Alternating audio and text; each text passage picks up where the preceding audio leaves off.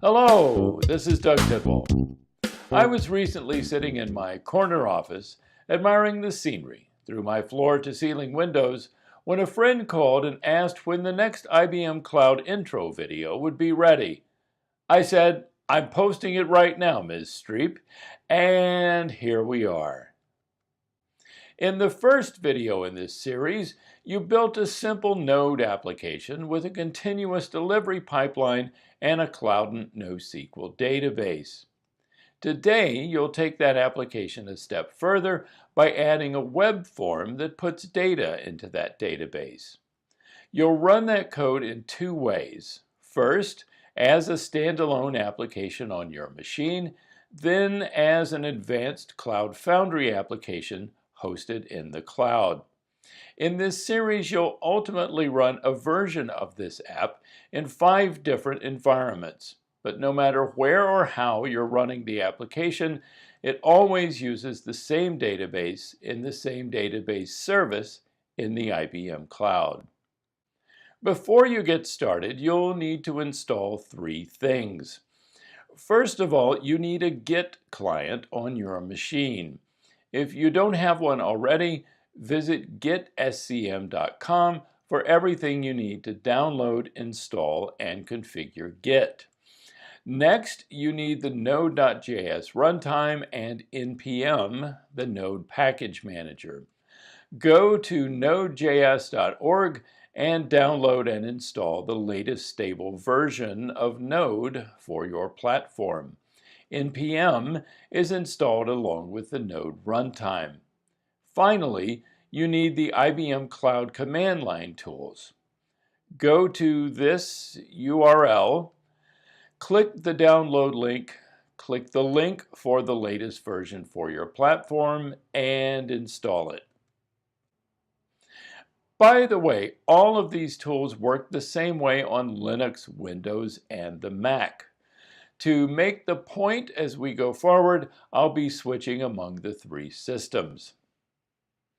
At this point, you should have Git, Node, and the IBM Cloud tools installed.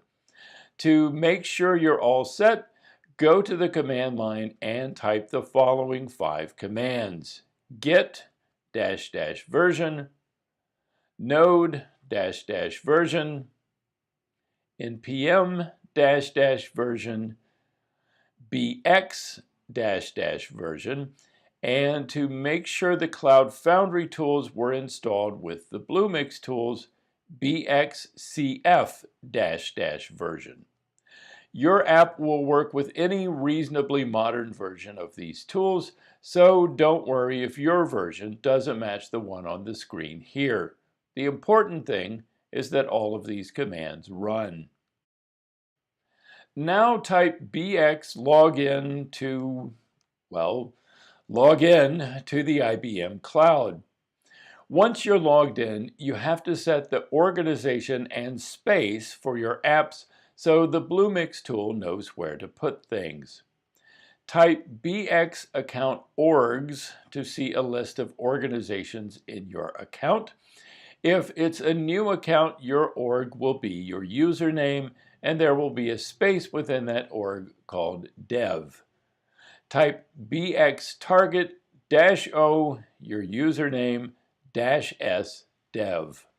That sets the target organization and space for everything you'll do here. Next, type bxcf services to see a list of your services.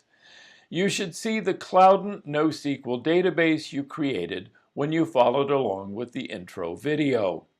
If not, type, spelled and capitalized exactly as you see here, bxcf create service, Cloud NoSQL DB, light, followed by the name of your database service. Apologies for all the if statements in these instructions, but there are certain things that might not be set up in your account. We want to make sure everybody can follow along, so I'm mentioning some corner cases because they might affect you. Anyway, moving along. First, we're 5.5 minutes in and I'm saying first. First, you need to get the code from GitHub onto your machine. At the command line, type git clone, then the URL you see on your screen, and switch to that directory once the files are downloaded. Your first task is to run the app on your machine. Type npm install to get npm to install all the packages your app needs. Your app uses the Cloud package to interact with your database service in the cloud, the .env package to manage the credentials for that service, and a few common packages to host a simple website. With the npm packages installed, it's time to work with credentials. Credentials are a hassle, but once you get them set up, you'll never have to think about them again. Your database has a username, password, and other parameters that your code needs to access the service. You need to put those parameters into a file called .env, but first you have to get them. To do that, type bxcf service keys and the name of your Cloud service. That gives you the name of the key or keys defined for that service. If there aren't any keys, another if statement, you'll need to create one with the command bxcf create service key followed by the service name, then a name for the key. I promise we're about out of if statements. Once you have the name of a key, type bxcf service key followed by the service name and the key name. That gives you the credentials you need. You'll see something like this. The username, password, host, port, and URL of your Cloud service are displayed in all their glory. Now open the file .env in your favorite editor and paste in the values for the credentials. When you run your app locally on your machine, the .env package will look in the .env file to find the information it needs to access the database. Once you've filled in the credentials, save and close the .env file and type npm start. Now go to your browser and open localhost port 8080. You'll see this lovely screen. Fill in the blanks and click the Submit button, and you'll see a page that says you've registered for the webinar. Back at the command line, you'll see a confirmation message as well. But how do you know your app really put the information in your database in the cloud?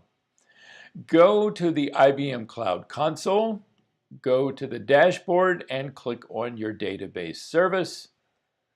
Then click the Launch button on the Services Management page. Click the Database icon to see a list of your databases. Webinar should be one of them. Click on the database name and you'll see a list of its documents. The table icon at the top of the display gives you a vaguely useful list. If you open the document that matches the data you just entered, you'll see the JSON document that contains what you just entered into the app. So take a deep breath. You've configured and deployed a complex application to your machine. Although it's running locally, it works with your Cloud database in the cloud. But what if I told you you could deploy this app so that both the code and the database were in the IBM Cloud? Well, pretend I just told you that, because that's what you'll do next. You've done all the preliminaries at this point, so it'll only take a few commands to go to the cloud. And here we go. First, type bxcf push, the name you'd like to give your app, -K256M to give your app a ¼ gig of disk space, -M256M to give your app a ¼ gig of memory, then --no manifest --no start. That app name, by the way, has to be unique across the IBM Cloud, just like the app you created in the intro video. This command pushes your code into the IBM Cloud, but obviously doesn't start it. You don't want to start the code yet because you haven't tied your code and the database service together. To do that, type bxcf bind service, followed by the name of your app and the name of your database service. You'll get a message that suggests you restage your app. Ignore that message because your app isn't running. Now type bxcf start and the name of your app, and the IBM Cloud will start your app.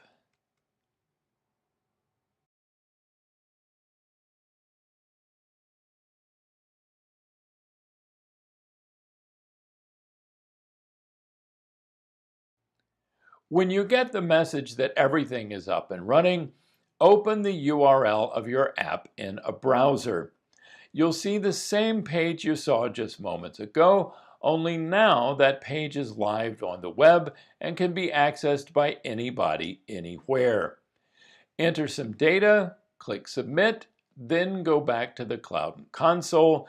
Your new document will be there. You may have to refresh the page before you can see it, but trust me, it's there. There's one more step you could take, but there's another video for that. The directory you're working in points back to the original GitHub repo. What you'd like to do is create a continuous delivery pipeline for your new app, then point your directory to the Git repo in that pipeline. Once you have that set up, changing your code and pushing it to the IBM Cloud kicks off your delivery pipeline, automatically rebuilding your app and redeploying it.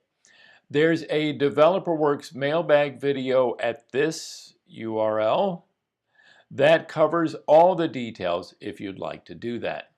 And of course, we encourage you to do that. That's plenty for now. You've taken 2 huge steps forward in your work with the IBM Cloud. First, you learned how to use credentials so an in-house app can access a service hosted in the IBM Cloud. Then you deployed your app to the cloud as well. In the next video in this series, you'll build a Docker image from your application, run that Docker image as a container on your machine, then you'll deploy that Docker image to a Kubernetes cluster in the IBM Cloud. So while you're basking in the glow of your accomplishments here, you can dream of the further glory you'll achieve as you master the world of containers. Thanks as always for watching. I hope this video was helpful. And until next time, this is Doug Tidwell saying, may all your bugs be shallow. Cheers.